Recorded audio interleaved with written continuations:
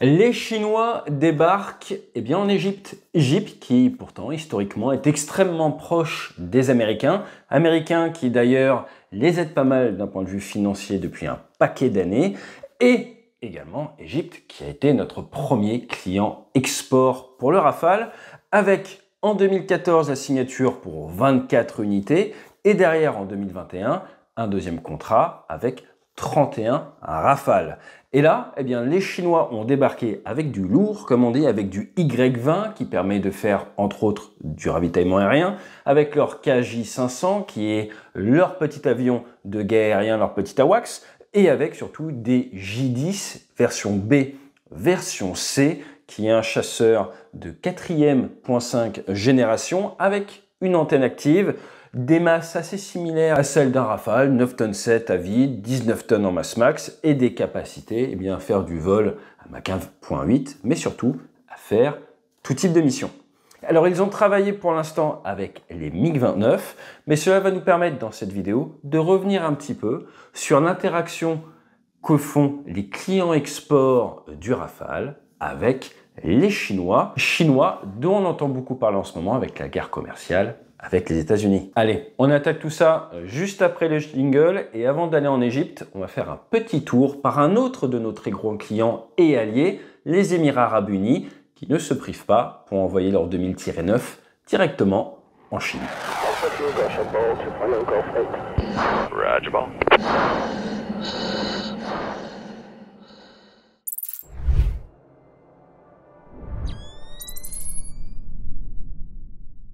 Et c'est dans le Xinjiang, à l'aéroport d'Otan, pour être précis, que vous avez cet exercice Falcon Shield, dont on a déjà parlé sur la chaîne, qui a eu lieu en 2023, en juillet 2024, on verra s'il a encore lieu en 2025, et regardez ces images satellites, vous voyez de l'Airbus A330 MRTT, l'avion ravitailleur, et également SI-2000-9. Alors le -9, c'est pas n'importe quoi, c'est un peu la meilleure version du Mirage 2000, qui, si on devait résumer, est en fait un Rafale, d'un point de vue avionique, sur un Mirage 2000. Donc vous allez pouvoir tirer en gros du spectre de l'armement du 2000, mais également du Rafale, notamment les Mika, et également tirer de l'armement air-sol. Donc là, ce sont 6 de ces Mirage 2000-9 qui sont en Chine pour travailler avec les Chinois, avec un contenu exact des formations que l'on ne connaît pas. Ce qui est sûr, c'est que d'un point de vue surface équivalente radar, d'un point de vue guerre électronique, c'est extrêmement riche d'un côté comme de l'autre. Et dans tous ces échanges, il y a forcément toujours des officiers renseignements qui viennent et de la recherche de collecte de renseignements. Mais pas que.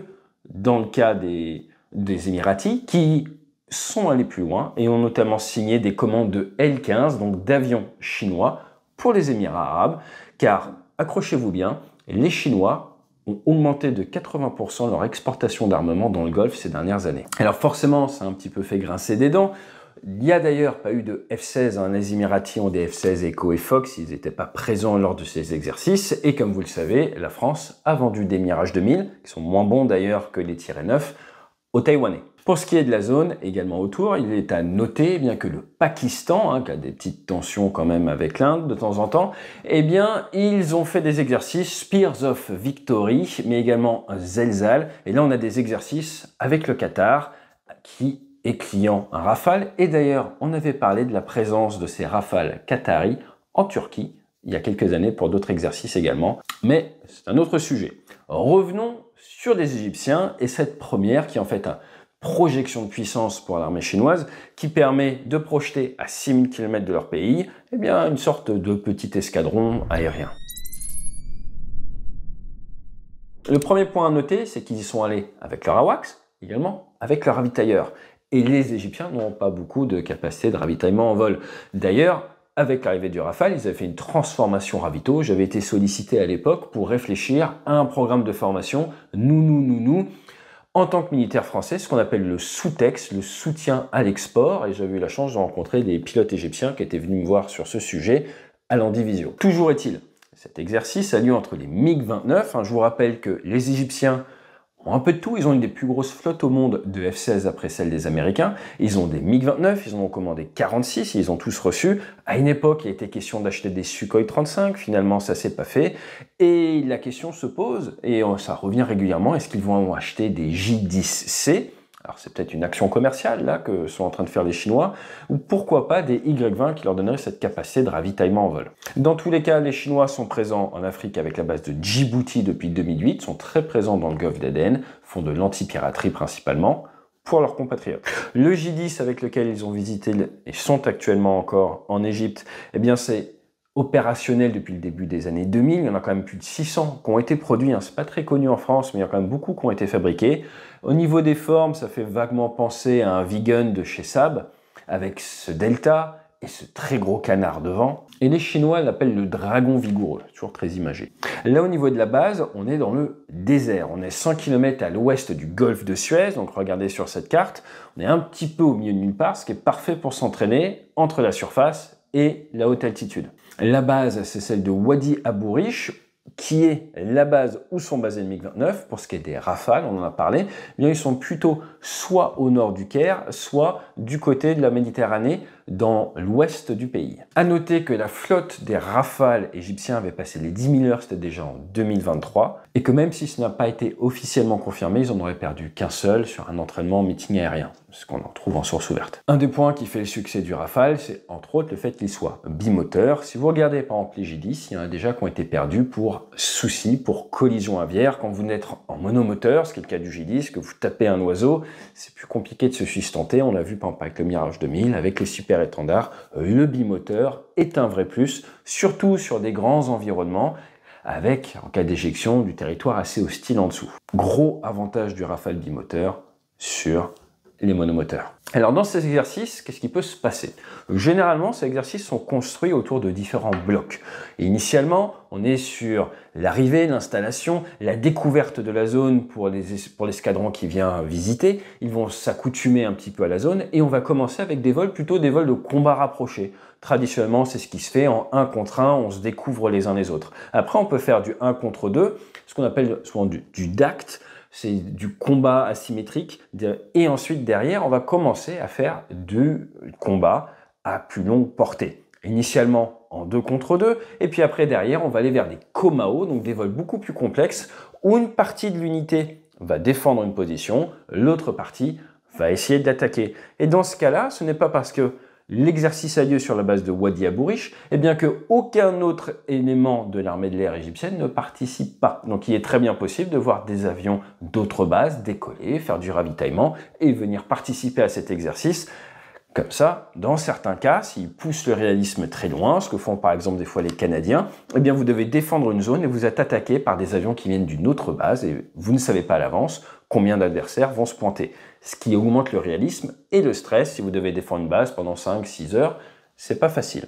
Alors maintenant, souvent la question que les gens se posent, c'est par rapport à on vend du Rafale, on vend du Mirage 2000, et ensuite derrière ça va dans d'autres nations, quels renseignements est-ce qu'ils peuvent en tirer? La vérité, c'est que les autres nations vont pouvoir quand même en tirer pas mal de renseignements.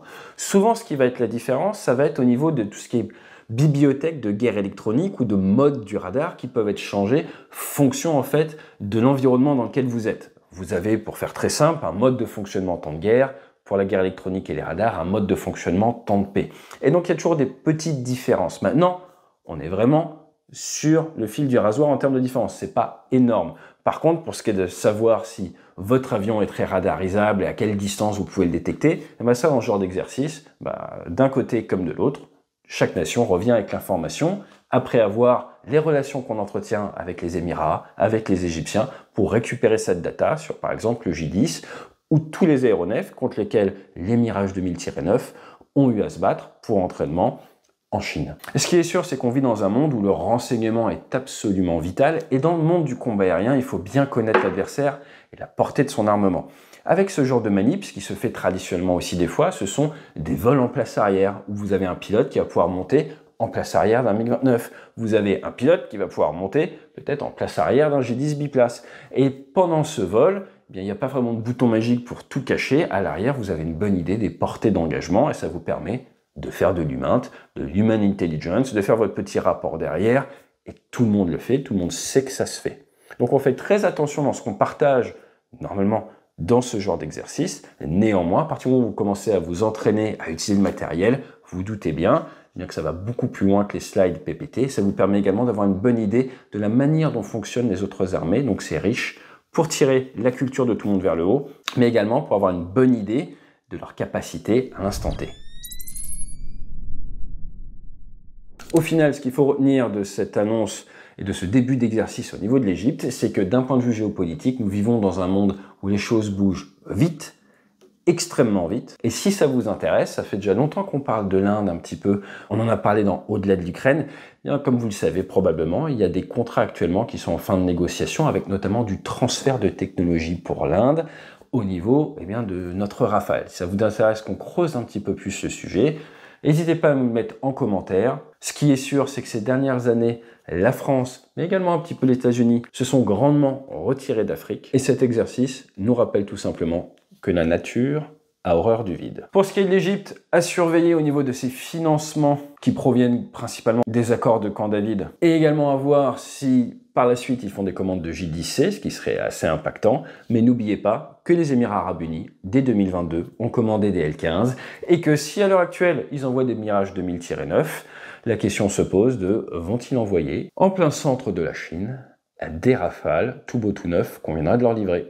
Au final, ce que ça nous met en avant, c'est la différence de philosophie dans la vente d'armement entre certaines nations comme les Américains qui vont vraiment contrôler ce que vous faites avec votre équipement acheté et des nations comme la France qui traditionnellement vous lâchent beaucoup plus la bride. Juste pour mémoire, je vous rappelle qu'en 2023, le président Macron avait signé avec la Chine la vente de 50 H-160 qui sont des hélicoptères à la fois utilisés dans le civil et dans le militaire, et notamment dans l'armée française. Allez, je vous dis à très bientôt sur la chaîne. N'hésitez pas à aller faire un tour sur debrief.org ou sur crash.fr, ça va arriver, on a un tout nouveau site par rapport au nouveau bouquin. Crash, ces accidents qui vous sauvent la vie. Et peut-être à très vite en conférence sur la sécurité ou du management. Allez, fly safe!